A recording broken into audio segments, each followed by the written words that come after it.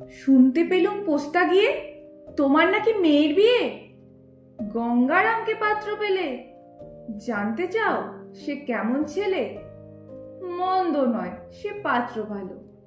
রং যদিও বেজায় কালো, তার উপরে মুখের গঠন অনেকটা ঠিক পেঁচার মতন। বিদ্যে বুদ্ধি বলছি মশাই, ধন্যী ছেলের অধ্যবসায়। 19টি বার ম্যাট্রিকে সে ঘায়েল হয়ে থামলো শেষে। বিষয় আশয় গরিব বেজায়, কষ্টে শিষ্টে দিন চলে যায়।